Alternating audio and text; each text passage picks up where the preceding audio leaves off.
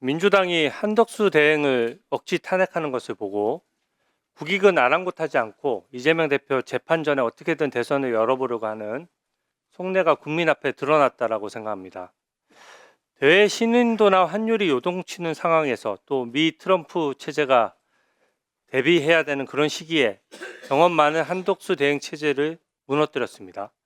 당리당략에 눈이 어두운 것이죠. 저는 한덕수 대행의 그 탄핵 사유가 정말 황당했습니다. 첫째, 대통령의 비상계엄을 왜 못 막았느냐 하는 것이 하나입니다. 민주당은 대통령을 탄핵할 때에는 국무회의 심의가 제대로 되지 않은 것을 문제 삼더니 지금 이 국조에서도 대통령이 강압적으로 막 밀어붙였다는 것을 부각합니다.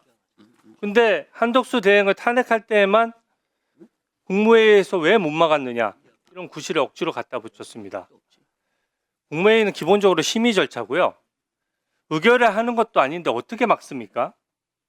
당시 한덕수 총리는 명백히 반대했고 국무위원들도 마찬가지였습니다. 막을 법적 권한이 없는데 왜 못 막았냐? 이런 게 탄핵 사유가 되겠습니까? 헌법재판소 재판관 임명도 마찬가지입니다. 당시 한덕수 대행이 요구했던 것은 아예 영원히 임명하지 않겠다 이런 게 아니라 여야 합의 추천을 주문했습니다. 여당 한 명, 야당 한 명, 여야 합의 한 명으로 하던 헌법상 관행이 이번에 처음 무너졌기 때문에 더 협의해 달라는 주문을 했는데 그게 왜 탄핵 사유가 됩니까? 민주당 논리대로라면 현재 최상목 대행도 3명 중 2명만 임명했는데 최상목은 왜 탄핵을 안 합니까? 민주당은 또 입맛대로 국무위원들 무한 탄핵하겠다라고 합니다. 국무회의까지 마비시키겠다고 했어요. 이게 너무 오만하고 저는 국민위에 군림하는 모습이라고 생각합니다. 저는 대통령 권한 대행도 국정 안정을 위해서 국회의원 200석 이상만이 탄핵 소추를 정당화할 수 있다고 생각합니다. 또 저처럼 생각하는 법조인이 많고요. 한덕수 대행님, 우선 건강에 유의하시고 쾌차하셨으면 좋겠습니다. 그 대행님은 김대중, 노무현, 이명박, 윤석열 정부에서 총리, 경제 컨트롤 타워, 주미대사, 통상본부장을 두루 지낸 전문가이십니다. 대한민국이 미국 트럼프 체제에 어떻게 대비해야 된다고 보십니까? 지금 많은 나라들이 새로운 트럼프 체제에 대비를 하기 위해서 정말 열심히 노력하고 하고 있다고 생각합니다. 트럼프 대통령의 독특한 그런 통치 스타일이 있기 때문에 그런 통치 스타일이 제기하는 그런 문제들을 우리가 미국하고 잘 협의해 가면서, 그러나 대한민국이 70년간의 한미 동맹에 충실한 동맹으로서 동북아와 한반도와 아시아와 전 세계 평화에 기여하고 있다는 것에 대한 인식은 트럼프 대통령과 미국 상하원 모두 일치된 의견이라고 생각합니다. 정말 우리 정부도 충실하게 준비하고 또 한미일 간의 안보 협력을 통해서 한반도와 동북아와 아시아의 이러한 그 안전을 도모하고 기여하는 그러한 나라로서 세계에서 사랑받고 존경받는 나라가 트럼프 대통령과 함께 만들어 나가야 된다고 생각합니다. 당시 200석이 대통령 권한대행 탄핵소추 의결 요건이라는 법리적 견해 들어보셨을 겁니다. 그러나 대행님마저 법리 다툼을 하면 대신인도에 문제가 생길 것 같아서 일단 수용을 하고 탄핵 재판에 신속한 재판을 바라는 상황이시죠? 네, 그렇습니다. 민주당은 최상목 대행을 비롯한 국무위원들을 무한 탄핵하겠다고 하는데 이렇게 국무위원들이 연쇄 탄핵되면 우리 국익에 어떤 영향을 미치게 됩니까? 이거는 국가가 마비된다, 저는 그렇게 생각합니다. 현재도 국무위원은 헌법에 의해서 15인 이상 30인 이하로 구성하게 돼 있습니다.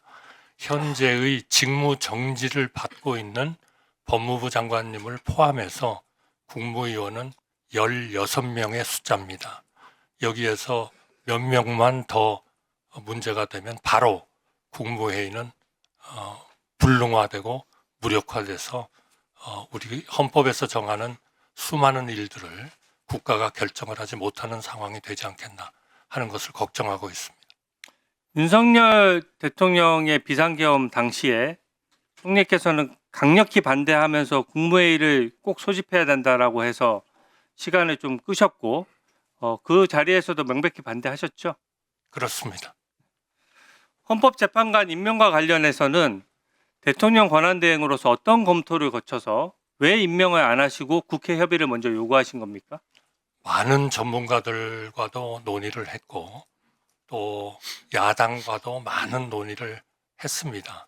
저는 권한대행이 헌법을 관장하는 헌법재판소의 헌법기관의 구성을 할 수 있느냐 하는 그러한 문제가 옛날부터 계속 문제가 제기됐고, 그러면 헌정사상 그러한 관례가 있어야 되는데 단 한 번도 여야 간에 합의를 하지 않고 임명된 헌법재판관은 한 명도 없었습니다.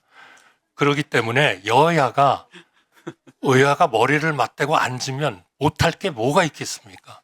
그러한 것을 꼭 저희는 있어야 된다고 생각하고, 또 우리의 정치 역사상 항상 그런 어려울 때마다 우리의 정치권은 그러한 행정부가 가지는 여러 가지 문제, 이러한 문제들을 다 커버하고 보완시키는 그런 민주적 정당성을 그때마다 우리 국회가 보완을 해주셨습니다. 저는 지금도 그렇게 믿고 있습니다. 헌법재판소에서 한덕수 대행에 대한 탄핵 재판 빨리 해야 됩니다. 윤석열 대통령에 대한 탄핵 사유보다 훨씬 간단하고요. 황당할 정도로 말이 안 되는 탄핵 사유거든요. 대통령 탄핵 재판만 저는 우선 판단할 이유가 전혀 없고 병행해서 진행하는 것이 가능하다라고 생각합니다. 대통령 한덕수 대행의 탄핵이 만약에 기각된다면 국민들께서 민주당이 얼마나 무도하고 무리하게 탄핵을 남발했는지 똑똑히 보실 것이라고 생각합니다.